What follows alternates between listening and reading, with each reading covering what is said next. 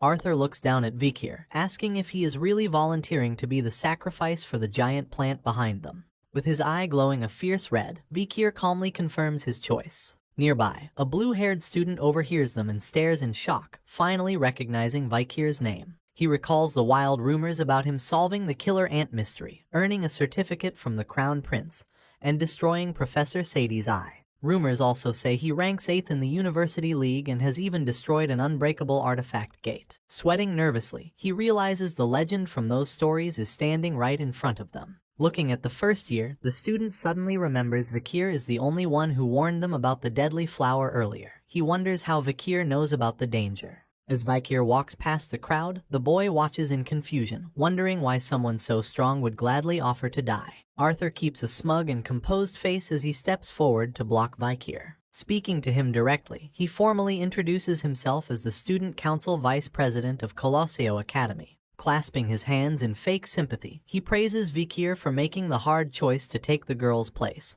He notes her life is spared for now, but as Vikir gives him a cold stare, Arthur cruelly adds that she will only live until the next day. Arthur claims the group has already agreed to choose sacrifices through a fair vote. He states Vikir's choice will buy them time, since Vikir will be the sacrifice tomorrow, and the injured girl will simply be sacrificed the day after. With an evil smile, Arthur mockingly thanks Vikir for his choice. Unbothered, Vikir stares back and points out the flaw in his logic. He questions the fairness of a vote meant only to decide who gets killed off. He directly challenges Arthur, asking if his own name is included in this supposedly equal vote. Arthur flinches, caught off guard for a moment by the direct question. Recovering his cool, Arthur argues that Vikir does not understand the situation because he has just arrived. He claims that by stepping up to stop the panic and manage the vote, he is naturally excluded from the sacrifice list. Vikir exposes Arthur's lies in front of the frightened survivors. He states that Arthur demands sacrifices while making a leadership role to keep himself safe from the very start. He then asks how Arthur can ever call that a fair system.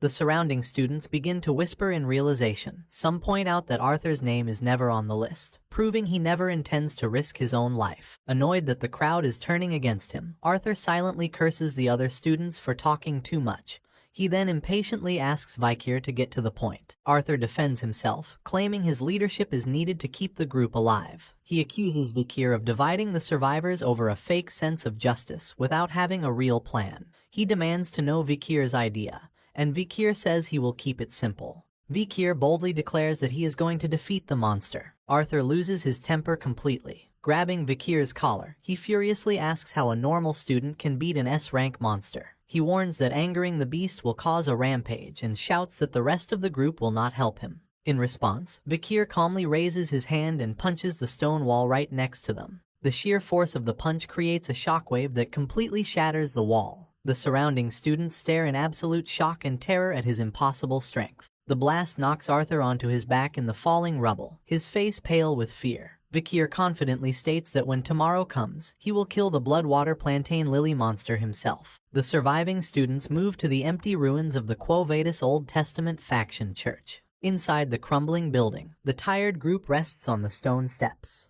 The quiet is suddenly broken by horrible sounds of flesh being torn and cut from behind heavy wooden doors. The students cover their ears, and one cries out that the awful noise makes him want to throw up. Panic and fear fill the survivors. A boy grabs his head, terrified that interrupting Vikir will get them killed just like the shattered wall. The girl beside him trembles, agreeing that staying quiet through the awful sounds is their safest choice. Grenouille sweats nervously, remembering Vikir's strict order to guard the door and let no one in while he prepares for the hunt. Even though he obeys, he is deeply disturbed, wondering what Vikir is doing inside to make such noises. The other students glare suspiciously at Grenouille, questioning his sudden team-up with Vikir. The arrogant student with a ponytail breaks the tension, asking if anyone really believes Vikir. He notes that Vikir has taken all their random boxes and stat-boosting candies, so he can easily run away.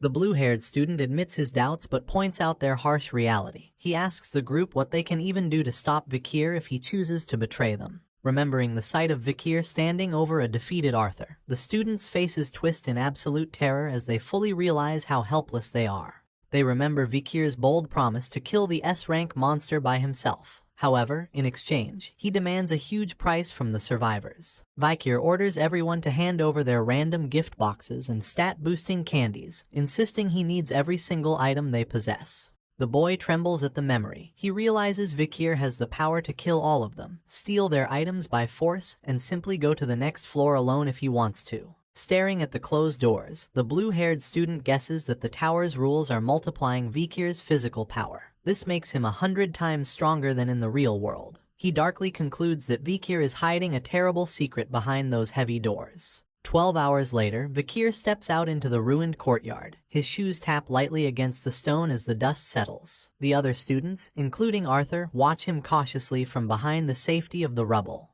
Peeking over a broken wall, Granui stares in disbelief at the empty space in front of the ruined church. He realizes the giant blood-water plantain lily monster has completely vanished. Vikir stands alone in the clearing as the four-eyed flower fairy guide appears on a high ledge. The fairy calls Vikir by name, revealing that upper floor guides have already warned it about a crazy participant ruining the trials. Suddenly, a violent tremor shakes the courtyard. The sudden shaking sends the surrounding students running and screaming in panic. Soon, the ground explodes. A huge, terrifying mouth filled with razor-sharp teeth erupts from beneath the stone floor. Vikir stays completely calm as he stares up at the emerging beast. The ground continues to shatter as explosive dark energy and thick vines burst upward. The four-eyed fairy, now controlling the giant plant's true monstrous form, declares that Vikir's heroic run will end right there. Vikir just smirks, calmly brushing off the fairy's words. Seeing his total lack of fear, the fairy is shocked. Leaping backward under the moonlight, Vikir draws his glowing red blade and confidently states this is only the beginning. As he prepares to fight, the system updates his status. He is still level 1, but he gains the Hell Dog Slayer title. His stats receive a massive boost, pushing his strength to 260, stamina to 269, and agility to 229. His resistance and reflexes both sit at 1, leaving only one hidden trait still locked.